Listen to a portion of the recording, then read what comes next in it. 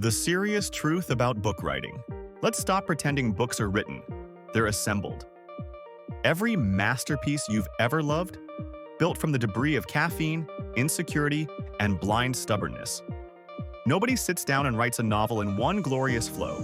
They write 47 terrible sentences on Tuesday, delete 42 on Wednesday, rescue 3 on Thursday, and spend Friday Googling synonyms for said until they want to disappear. The real process? Boring.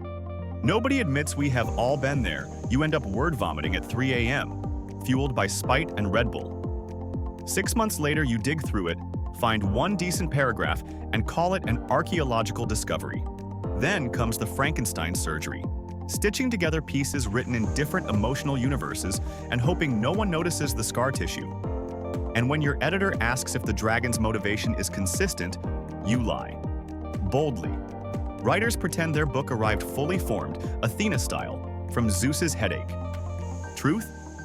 It arrived like an IKEA bookshelf, missing half the screws, one panel backward, and instructions in Swedish. The publishing illusion. Every single day, 20,000 new titles land on Amazon. That's one book every 4.3 seconds. Your magnum opus isn't entering a cathedral of literature. It's being dumped into a digital landfill where 19,999 other books are screaming for attention with AI covers and titles like Billionaire Dragon's Fated Nanny. Your odds of being noticed? The same as a raindrop asking the Pacific Ocean for a solo. Mindset reality check. If you're writing to make a living, good luck. I really mean it, but the chances are you'll need a second job, a trust fund, or a viral dance challenge. If this is your chosen path. But if you're writing because the story won't shut up in your head, or because you've survived something worth translating into words, then maybe you've got a shot. Fresh out of university, gap year from life? Sweetheart, you're still marinating about, or your one bad breakup doesn't make you a novelist. Walking up a hill doesn't make you a mountaineer. Real stories require scars, pain, loss, absurdity, a lifelong lived. Readers don't read because you wrote a book. They read because your survival feels like theirs. Your scars are the ink. Your endurance is the plot twist. And that's the connection. The draft illusion. Here's the second truth. Your first draft is always dog poo.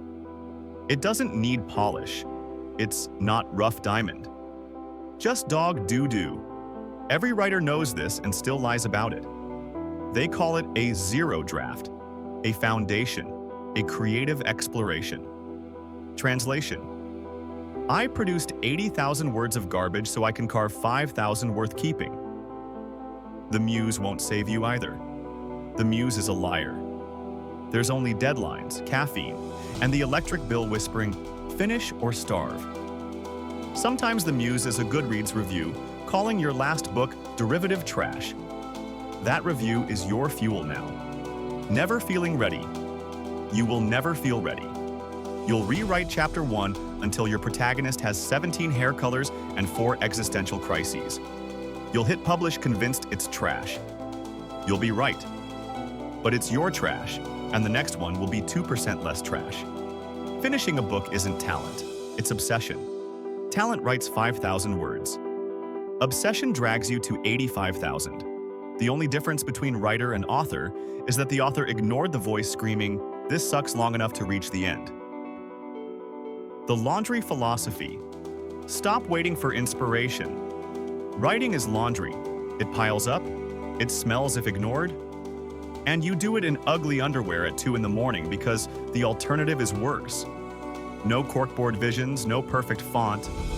Just you, a keyboard, your lived years, and the grim determination to outlast your own mediocrity, plus 20,000 daily competitors who think their dragon nanny is the chosen one. So go write 3 awful pages. Tomorrow, delete 2. Keep the one that doesn't make you cringe. Repeat for 18 months. Congratulations. You're a writer. The reality. After the rant. At this point, maybe you're angry. Good. You should be.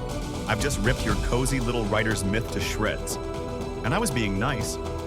You're sitting there thinking, who the hell are you to tell me this? Perfect. You're in the right place.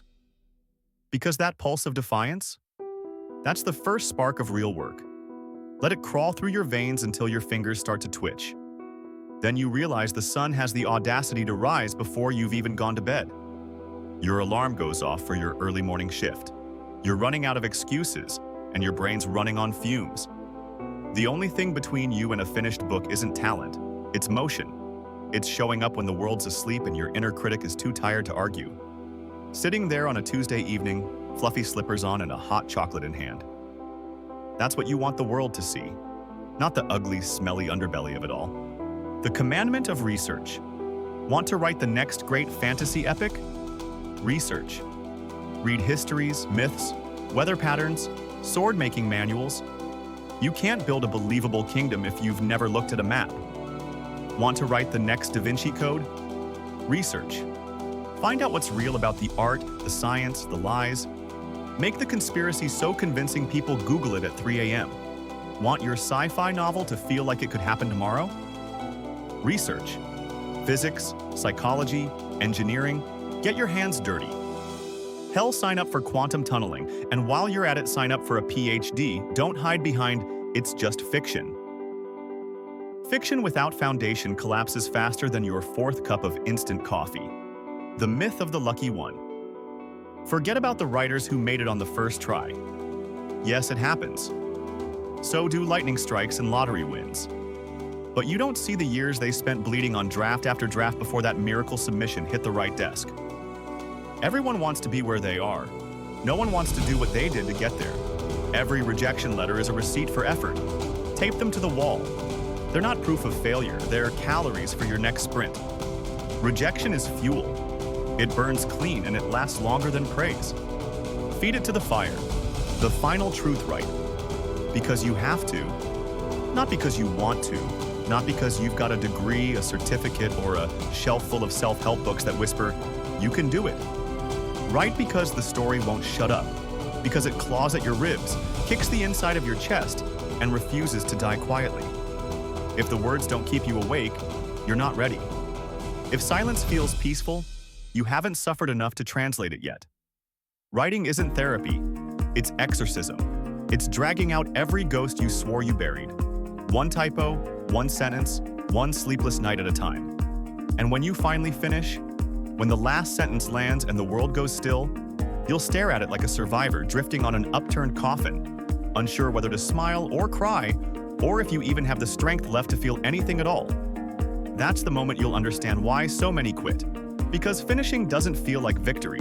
It feels like survival, like a mountaineer reaching the summit, expecting a band and fireworks, and finding only silence. Just you, alone, breathing thin air at the top of your own impossible mountain, the scarred oath. You'll never be ready, you'll never think it's good enough.